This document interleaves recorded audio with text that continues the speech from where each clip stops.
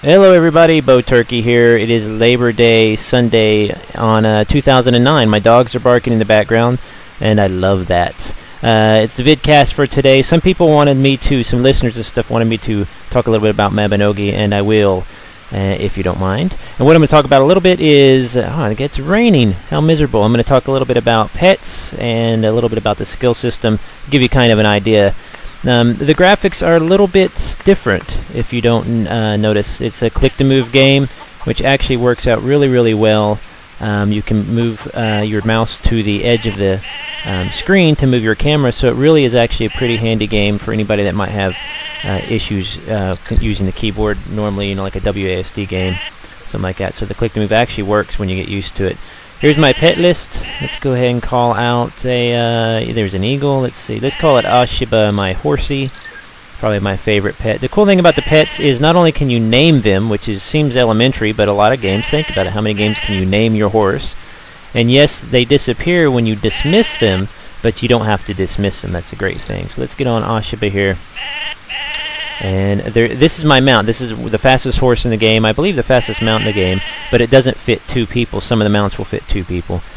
Cool thing about them too is they will fight for you. They will also hold your stuff. Here's an inventory.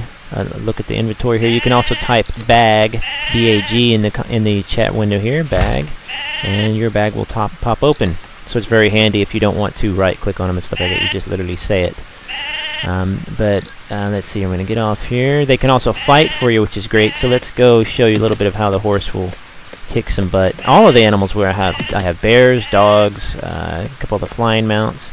Cool thing about the mini-map is, like I said, you can click on it and move, and you don't have to worry about pushing an arrow. Now, the click-to-move does take some getting used to, but it works. It really works because you can move the camera as you're going along. It's kind of like a free auto flight kind of thing, if that makes sense. So I'm going to kind of select one of the animals here and let you see my horse kick his butt.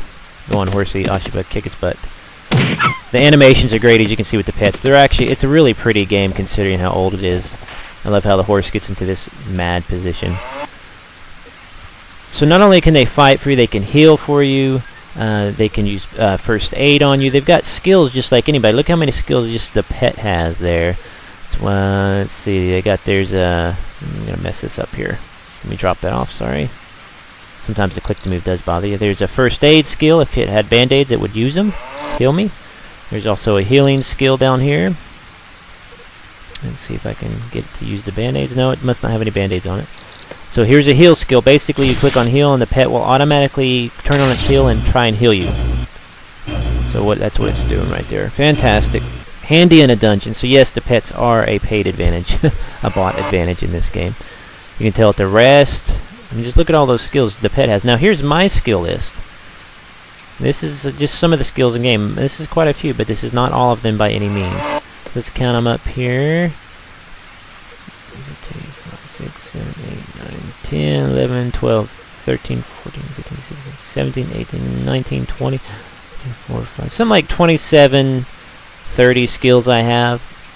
Then you have the tabs up top that you can separate them into magic skills, life skills, combat skills, and I believe the last tab is all of the skills there. That's not all the skills in the game. So this is very much a skill-based game. What you do is you basically, as you level the skill, for example, this one is almost level 10 or whatever it's called, skill-based 10.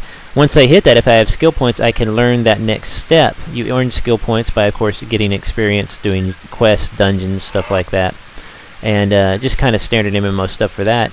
And then, but once I get to a certain age or certain level, I should say, it starts to become a little bit harder to level. You know how it is you kind of hit that wall. Well, around age 21, because you also age 1 year per week on your birthday. My birthday is Wednesday of every week.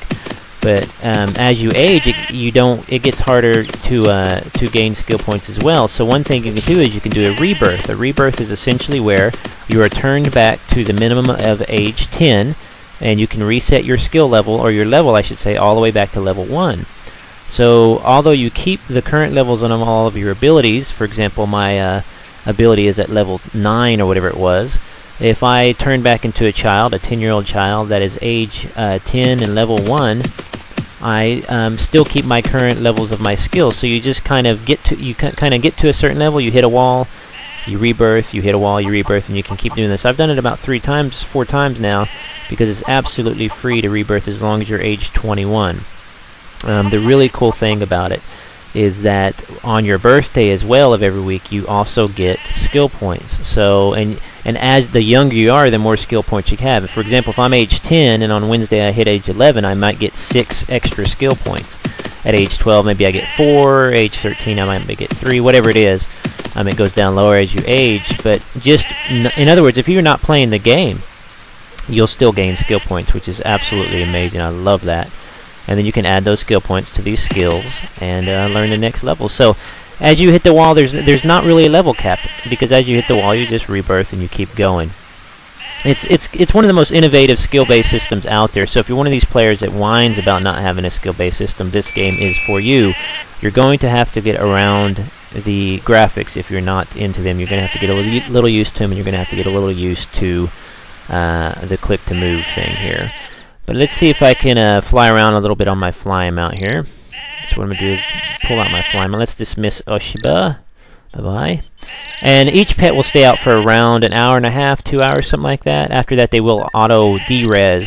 But it really works out, because you really don't have to keep your pet out for more than an hour and a half, 2 hours anyway. In most cases, if you have some downtime, you just dismiss them, and that rebuilds the timer up. So, although it is timed, it's really one of the best pet systems out there. As you can see, the graphics are pretty nice. You know, especially for a 28,000-year-old game like this. Here I am flying and clicking on the map to actually move around, which is very handy. One click, and you're kind of like on a flight path. But you can move the camera around and look and all that good stuff. So let's land here again. Like this eagle pet, for example, which is the fastest flying mount in the game, can fight for me, will heal me, will perform all that kind of stuff that the earlier pets would. Also, there are some pets that you have. I have 2 little dogs that will loot things as you fight, so you don't even have to bother looting. They will loot them for you and store them inside their own personal inventories, which is amazing. I love that, because if you're in a dungeon and you're fighting items or monsters and they drop little pieces of gold or whatever, it's a really nice option to be able to just have the animal pick it up for you. One cool thing too is if you're mining, you go into a dungeon to mine, the pet will automatically pull up the ore, and you just kind of mine to your heart's content and come out of there with 3 or 4 pets filled, absolutely filled with ore. So this is the eagle pet. Fantastic looking. As you can see, the graphics really are not bad at all. It's something to consider playing if you're looking for a new skill-based, unusual cash shop-based game. So that's the Mabinogi for you. What I'm trying to next time, what I'll do is I'll go over a little bit over the cash shop, show you some items from that. But in the meanwhile, I'd go over, check it out, Google Mabinogi, or I'll write it on the screen here, the web address. But just Google it and go over to Nexon's wonderful website. Download the game for free and enjoy yourself. And have a good night, everybody.